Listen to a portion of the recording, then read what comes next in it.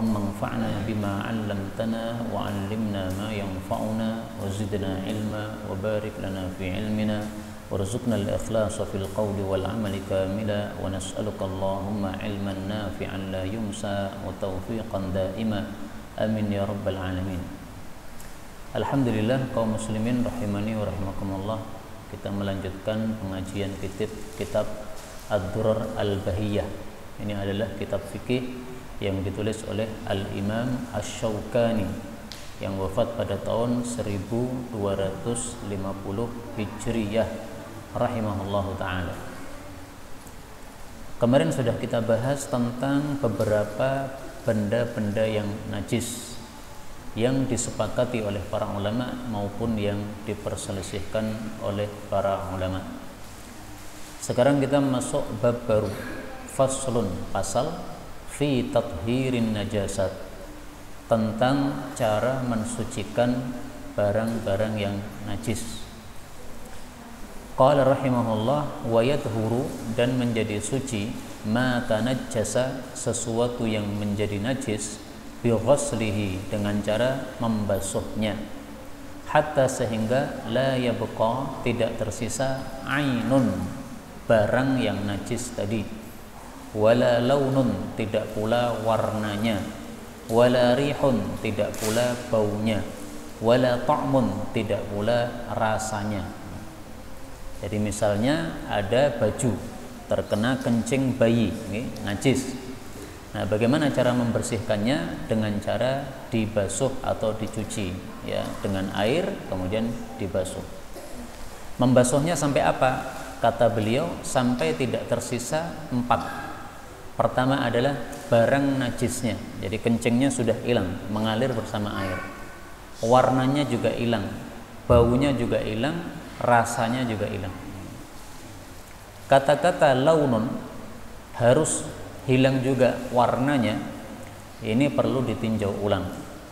Pendapat yang dipilih oleh guru-guru kami adalah kalau hanya warna maka dimaafkan, karena ada hadis Nabi Shallallahu Alaihi Wasallam yang disahihkan oleh sebagian para ulama, kita temukan dalam kitab Bulughul Maram, bahwasanya Rasulullah Shallallahu Alaihi Wasallam bersabda tentang darah haid, yakfi kilma, cukup bagi engkau mencuci darah haid itu dengan air, wala yadurruki, dan tidaklah memadharati engkau, atharuhu, bekasnya, maksudnya warnanya, karena darah haid itu warnanya sangat pekat, merah kehitam-hitaman.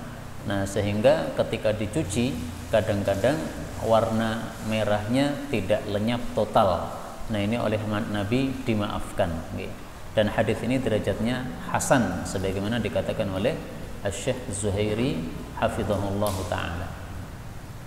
Karena itu kalau masih tersisa warna saja dimaafkan. Kemudian yang kedua beliau mengatakan wan na'lu, dan sandal itu menjadi suci bil mashi, dengan diusap. Jadi khusus untuk sandal, cara mensucikan kalau terkena najis tidak harus dengan air. Sandal kita berangkat ke masjid menginjak tai kucing. Nah, maka bagaimana cara membersihkan sandal itu? Sandal ini kalau sudah menginjak debu-debu, setelah itu kemudian tai kucingnya yang menempel di sandal sudah hilang, maka ini sudah menjadi suci, tidak perlu dibasuh dengan air. Apa dalilnya? Dalilnya sabda Nabi Sallallahu Alaihi Wasallam ketika beliau ditanya oleh para sahabat wanita. Para sahabat wanita itu kalau pakai baju kan panjang sekali, Pak, ini sampai melembreh ke tanah supaya kaki tidak terlihat.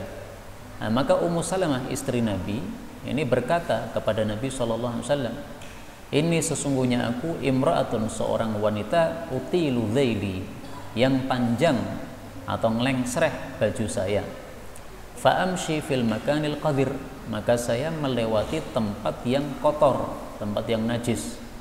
Maka Rasul sallallahu alaihi wasallam bersabda, yutahhiruhu, mensucikan baju tersebut, ma ba'dahu, apa yang setelah tempat kotor tadi.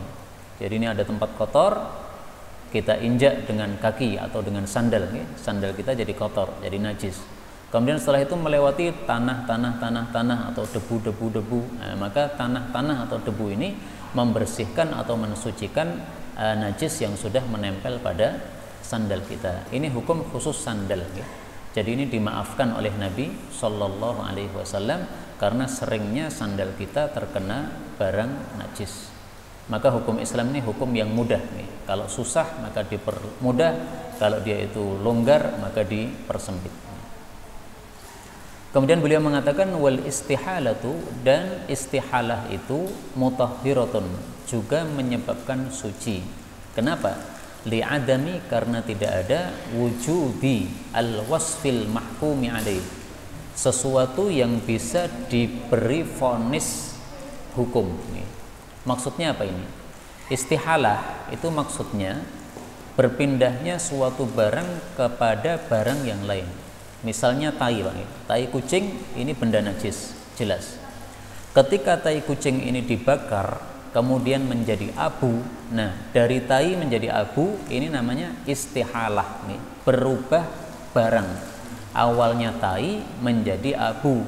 Abu ini kalau kita tanya kepada orang, kita sambil bawa abu tadi, ini apa? Orang pasti akan mengatakan ini abu, ya. Tidak ada yang mengatakan ini tai kucing, nggak ada. Kenapa? Sudah berubah. Nah, beliau mengatakan istihalah itu mutahhirah, menyebabkan suci. Sehingga kalau kita punya kucing dan ada tai kucing, supaya dia itu suci gimana caranya? Dibakar. Setelah dibakar nanti untuk rabuk tanaman, nggak ada masalah. Kalau belum dibakar untuk rabuk tanaman ya nggak apa-apa, tapi tangan kita jangan kena najis tersebut.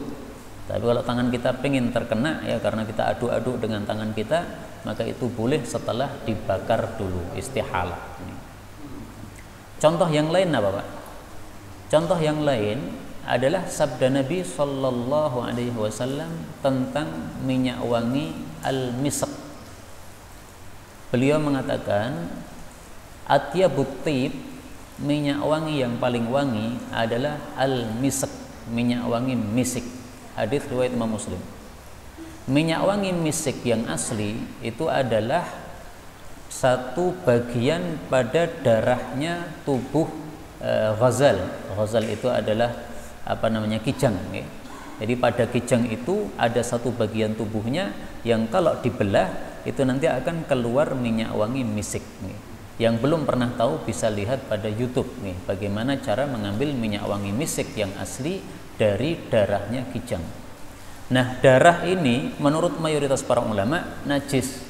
Kok boleh menjadi minyak wangi? Itu karena sudah istihalah, sudah berubah darahnya menjadi minyak wangi misik. Karena ketika misik itu kita ambil dari darah, dari badan kijang, kemudian kita bawa. Ini kalau kita tanya orang ini apa? Tidak ada yang mengatakan itu darah, nggak ada. Karena berubah bentuk, dari darah yang asalnya cair menjadi misik yang sudah tidak cair lagi, sudah berubah bentuknya. Nah, maka misik ini juga suci menurut mayoritas para ulama, meskipun asalnya adalah darah, karena dia adalah sudah istihalah. Kemudian beliau mengatakan wa ma la yumkinu ghusluhu, barang-barang yang tidak mungkin dicuci, fabis-sabbi alaih, maka caranya dengan dituangi air padanya. Misalnya ini Pak, keramik masjid. Ada anak kecil ngompol di masjid ini. Tidak mungkin keramik ini dicuci, dibrodol dulu, kemudian dicuci, habis itu dipasang lagi, susah. Nah, maka caranya bagaimana? Tuangi air. Setelah dituangi air, kemudian dibersihkan. Atau dengan cara yang lain ya dipel. Karena dengan dipel itu kan kita keringkan dulu kencingnya kan. Nah, setelah kering kencingnya sudah hilang, kemudian masih ada sisa-sisa sedikit, itu kalau dipel dengan air itu akan kalah dengan air. Nah, kalau di masa Nabi belum ada keramik sehingga masjidnya masih tanah, kalau ada yang kencing di masjid, maka caranya Nabi itu langsung dituangi air yang banyak. Jadi misalnya kencingnya itu satu tangan gini banyaknya. Sementara air yang kita tuangkan itu satu ember. Nah, satu kencing yang satu tangan ini dibandingkan dengan air yang 1 ember, ini pasti dia akan kalah. Maka pengalahan air terhadap kencing yang sedikit ini sudah menyebabkan sucinya tempat tersebut. Apakah ada dalilnya ini? Ada dalilnya. Dalam hadis Nabi Shallallahu Alaihi Wasallam tentang Arab Badui yang kencing di masjid. Masih ingat ya? Dia nggak paham bahwasanya masjid itu masjid, akhirnya dia kencing di pojok. Maka setelah qadha baulahu, dia selesai kencing, amaron Nabi Shallallahu Alaihi Wasallam, Nabi perintahkan bidanubin mimma'in, 1 ember air, fa'uhriqa alaih, lalu dituangkan pada kencing tadi. Hadis muttafaqun alaih. Seandainya tidak dituangi air bagaimana? Boleh. Karena kalau tidak dituangi air, maka kencing yang ada di tanah tadi sebagiannya akan meresap ke bawah dan sebagiannya lagi akan menguap karena panasnya matahari. Kalau di Arab Saudi kan panasnya dahsyat nih. Nah, sehingga seandainya tanahnya tidak dituangi air, nggak ada masalah, sudah cukup. Karena kencingnya pasti akan hilang total, sebagiannya turun ke bawah, sebagiannya menguap ke atas. Tetapi Nabi menyuruh untuk dituangi air, ini para ulama katakan supaya segera suci. Karena kalau ditunggu kering lama, mungkin 1 hari, mungkin 2 hari. Tapi kalau langsung dituang air, maka segera suci saat itu juga. Termasuk kasur. Kasur mungkin tidak bisa Pak dicuci karena tebal. Nah, caranya gimana? Caranya dituangi air. Nah, setelah dituangi air kan menetes tuh ke bawah. Nah, maka najisnya akan ikut menetes ke bawah. Nah, setelah itu bekas yang basah tinggal dijemur di bawah matahari. Sudah cukup. Jadi tidak harus dibredel kasurnya itu dibuka kemudian dicuci semuanya, nggak begitu. Cukup dituangi air saja. Kemudian beliau mengatakan atau kalau tidak dituangi air, an-nazhi minhu, ya, diambil najisnya, ya, diciduk najisnya. Hatta sehingga la yabqa, tidak tersisa, lin najasati, barang najis tadi, atharun, bekasnya. Nah, ini yang saya katakan dipel tadi. Ini ada keramik kena kencing, caranya diciduk dulu kencingnya atau peres dulu dengan dengan kain pel, sehingga meresap pada kain pel. Nah, itu sama dengan menciduknya. Setelah itu sisa-sisanya tinggal kemudian dicuci dengan dipel dengan air, sehingga sudah tidak tersisa najis sama sekali. Kemudian beliau mengatakan wal ma'u, dan air itu huwal aslu, dialah yang asal, fit tathhir, untuk mensucikan. Jadi jangan mensucikan selain dengan air. Pakai bensin nggak boleh. Bukan sama-sama cair, ya cair, tapi bensin itu bukan alat untuk mensucikan najis. Pakai spiritus nggak bisa, karena spiritus itu bukan alat untuk mensucikan najis. Dalilnya apa? Dalil Al-Quran. Allah Subhanahu wa Ta'ala mengatakan, ketika Allah bicara tentang air hujan pada surah Al-Anfal ayat 11, wa yunazzilu 'alaikum minas samaa'i ma'an liyutahhirakum bih. Allah menurunkan kepada kalian dari langit air untuk mensucikan kalian dengan air tersebut. Nah, ini dalil bahwasanya alat suci itu adalah hukum asalnya air, bukan yang lain. Nah, bagaimana kalau mensucikan dengan tegan? Tegan itu bukan air, tapi itu air tegan. Beda. Kalau air ya air, kalau air tegan ya tegan namanya, bukan air lagi. Sama dengan kopi, sama dengan teh. Beliau mengatakan fala yaqumu, maka tidaklah menggantikan posisinya ghairuhu, selain air, maqamahu, pada posisinya air, illa biiznin, kecuali dengan izin, minasyari', dari pembuat syariat, yaitu Allah atau Rasulullah sallallahu alaihi wasallam. Contohnya apa? Mensucikan dengan selain air yang diizinkan oleh syariat Islam. Contohnya dengan batu setelah BAB. Kalau zaman dulu dengan batu, kalau sekarang dengan tisu boleh. Dalilnya apa? hadis Nabi tentang istijmar. Beliau mengatakan, idza stajmara, apabila istijmar ahadukum, salah satu kalian, falyutir, maka hendaklah dia mengulangi dengan jumlah ganjil. Hadis riwayat Muslim. Apa itu istijmar? Istijmar adalah istinja dengan selain air. Nih, kalau zaman dulu dengan batu, maka disebut istijmar itu karena dengan batu, ya, karena jamroh itu artinya batu. Nih, nah, melempar jamroh atau melempar jumroh itu karena yang dilempar adalah batu-batu kecil. Nih. Nah sekarang orang-orang sudah tidak pakai batu tapi pakai tisu, nggak ada masalah karena sama-sama bisa membersihkan. Nih. Nah maka menggunakan tisu, menggunakan batu setelah BAB itu ada izin dari Nabi Sallallahu Alaihi Wasallam. Tapi untuk kita orang Indonesia sebaiknya kita tidak pakai tisu tapi pakai air. Karena apa? Air banyak di Indonesia. Kalau orang-orang Arab dulu pakai batu karena air di Arab susah, Pak. Nah, sekarang Indonesia banyak air, malah pakai tisu, kan nggak begitu bersih kan?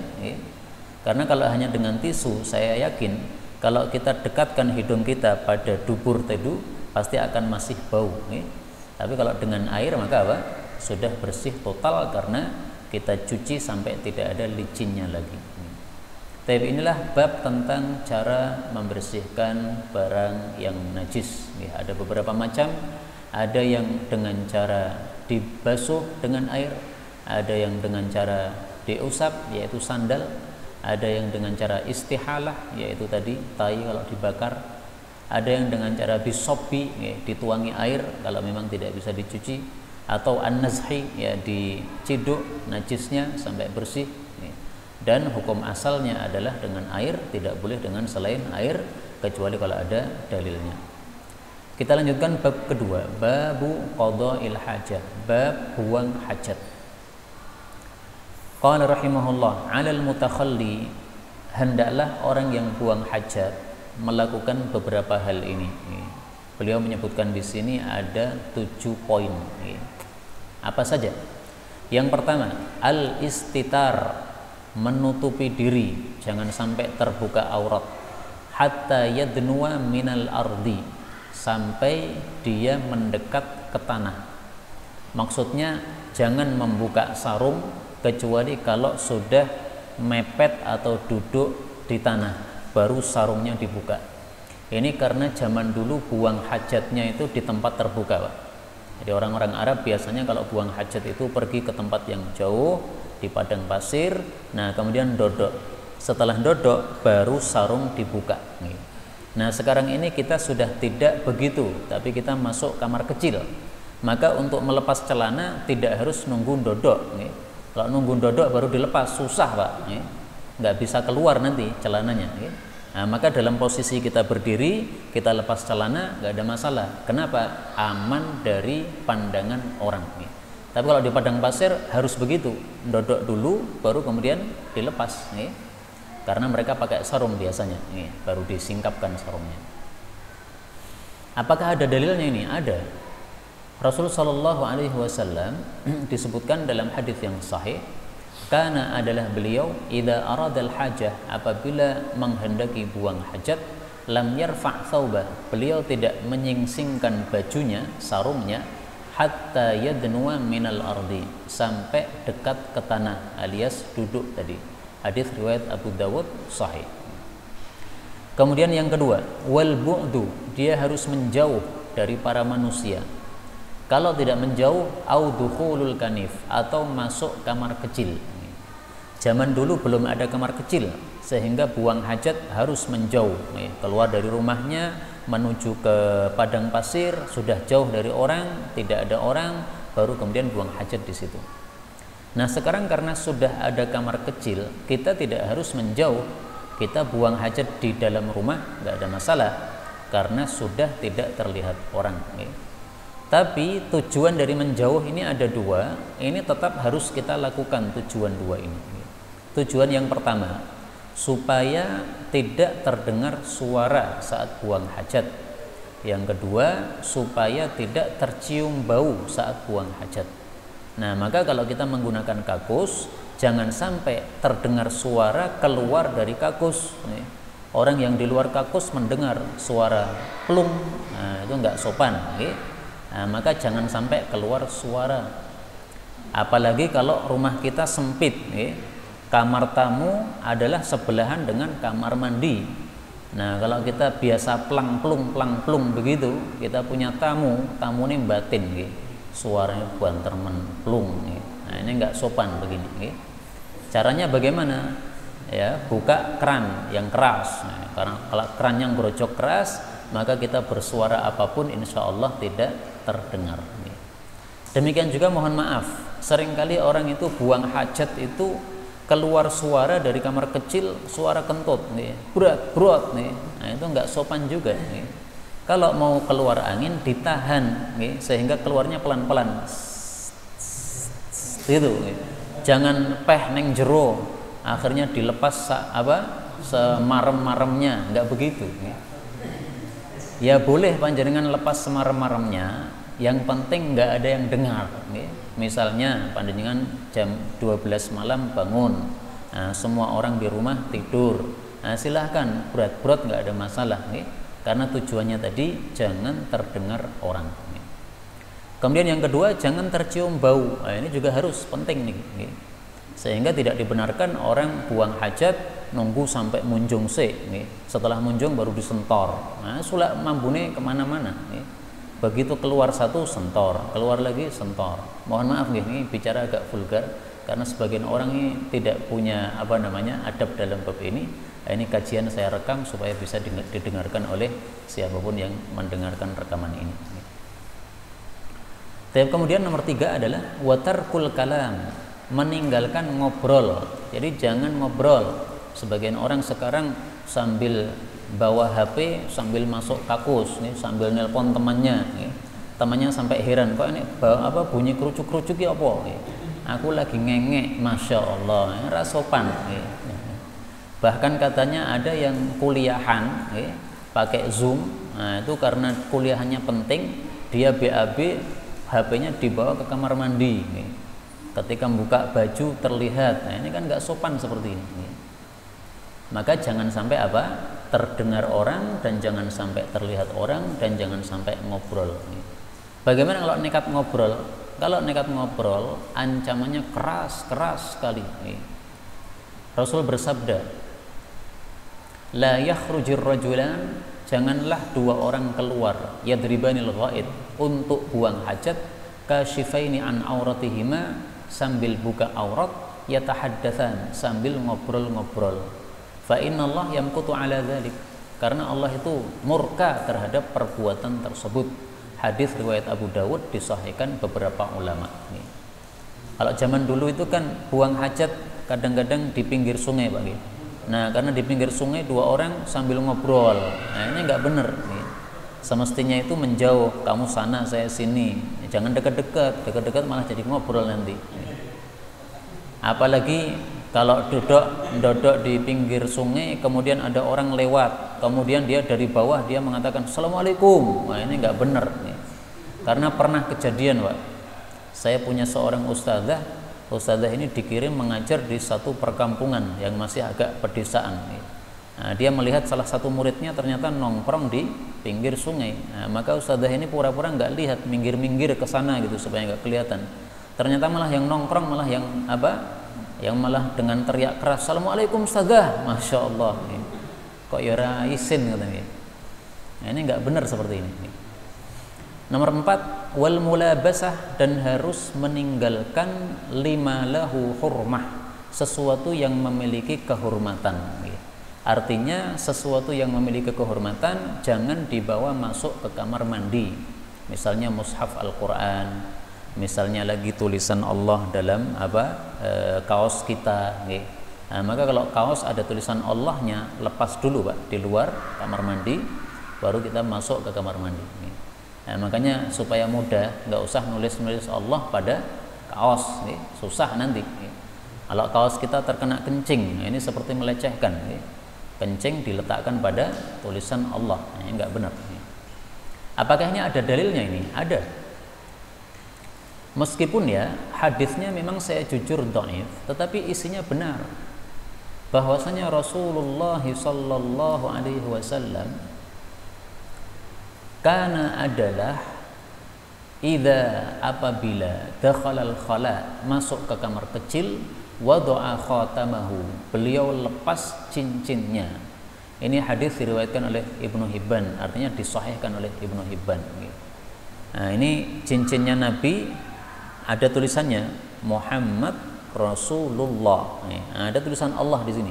Makanya harus dimuliakan. Sehingga Nabi biasanya lepas dulu, beliau kalau memakai pada jari kelingking, kadang kanan, kadang kiri. Dilepas dulu, taruh di luar kamar mandi, baru masuk kamar mandi. Kalau kita punya HP, di dalamnya ada murattal, boleh enggak HP dibawa masuk kamar mandi? Boleh, tapi tidak boleh disetel. Kalau disetel tidak boleh, tetapi kalau tidak disetel boleh.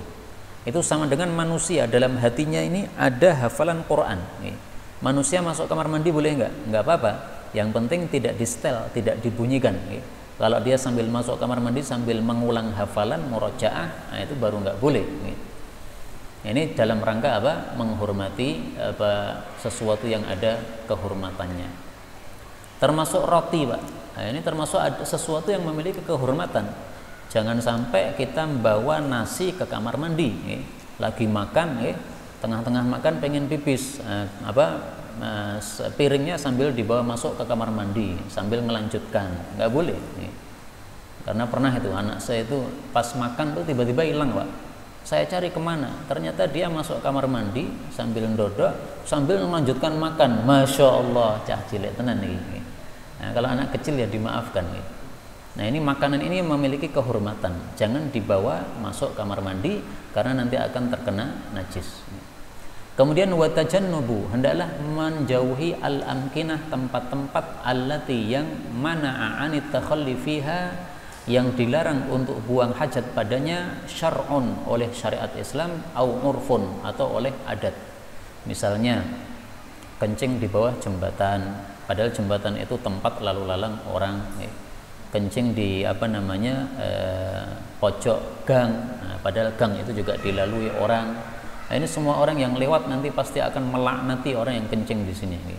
Sopo ini kencing di sini, mudah-mudahan kena laknat. Nah, jangan seperti itu.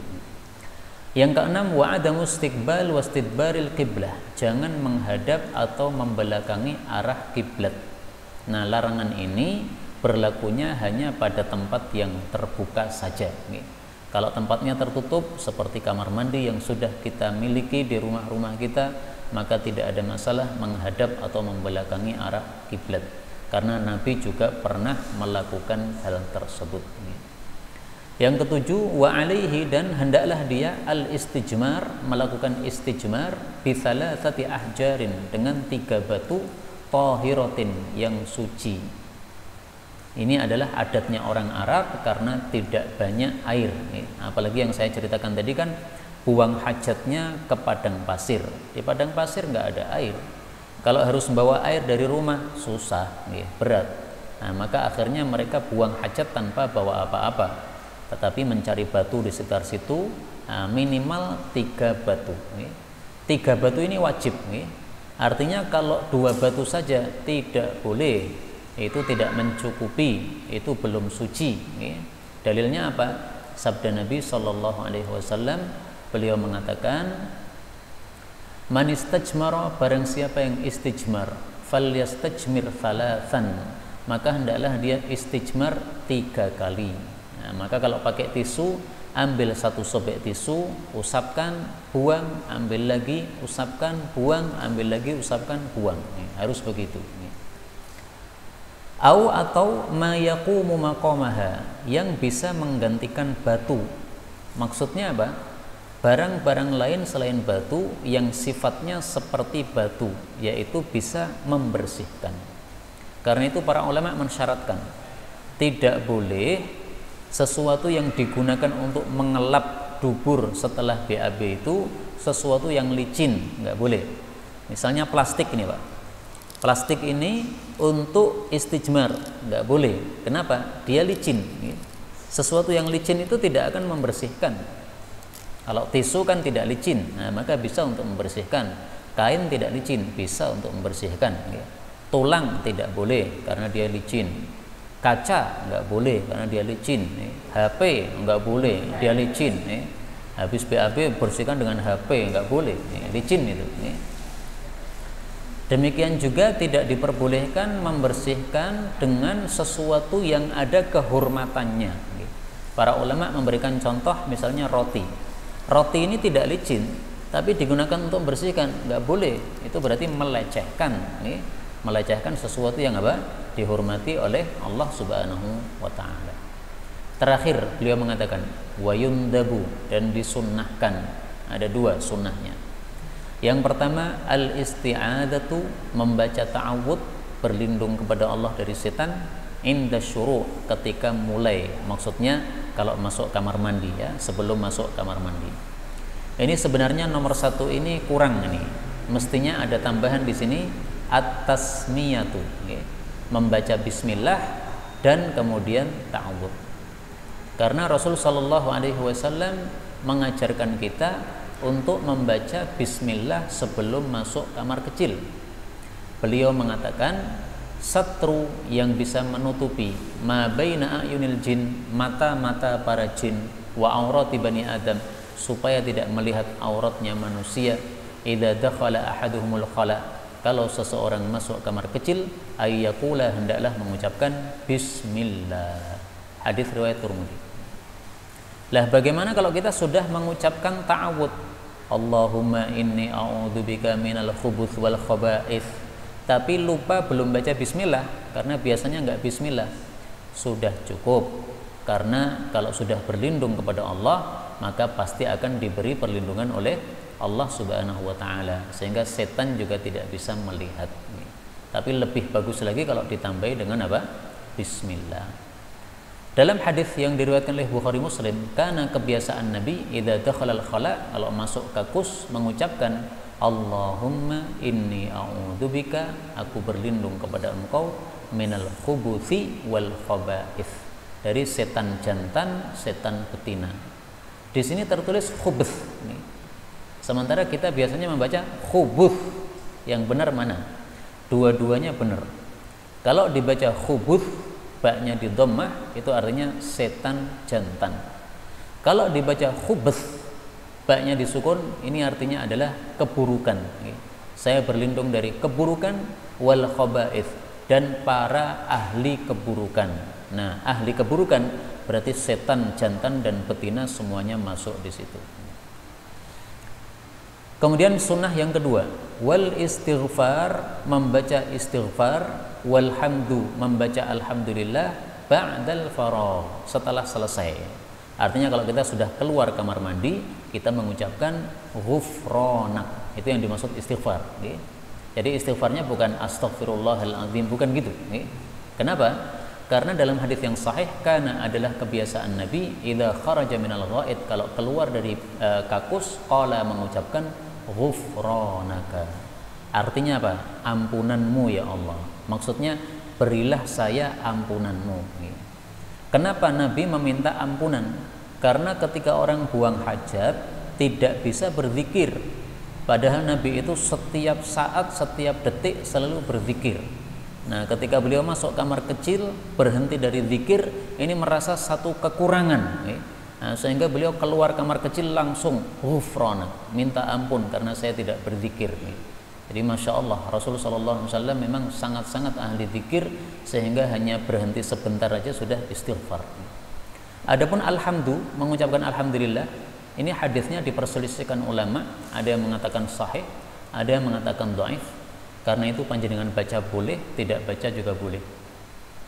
Karena adalah Nabi idza kharaja, kalau keluar minal khala, dari kakus, qala, mengucapkan alhamdulillahilladzi azhaba 'annil adza wa 'afani. Nah, ini tahmidnya begini. Segala puji bagi Allah yang telah mengeluarkan dari saya kotoran dan telah memberikan sejahtera untuk saya. Ini hadis derajatnya dhaif. Kenapa dhaif? Karena di dalamnya ada rawi yang dhaif. Siapa namanya? Disebutkan oleh Imam Munawi. Nama rawinya adalah Ismail. Ini perawi hadis yang dhaif. ajma'u ala tarkihi. Ulama sepakat mendoifkan orang ini. Innama yuhadditsu anhu man la yubsirur rijal. Yang mau meriwayatkan hadis dari dia hanya orang-orang yang tidak paham tentang rawi hadis. Maka kesimpulannya pendapat yang kuat adalah bahwa hadis ini dhaif. Tapi Imam Syaukani mensahihkan, karena itu di sini beliau mengatakan disunahkan istighfar dan alhamdulillah setelah selesai dari kamar kecil ini. Inilah yang dapat kita bahas secara ringkas pada sore hari ini. Benarnya dari Allah, dan apabila ada salahnya fa astaghfirullahal azim li wa lakum. Sisa waktu kita buka tanya jawab kalau ada.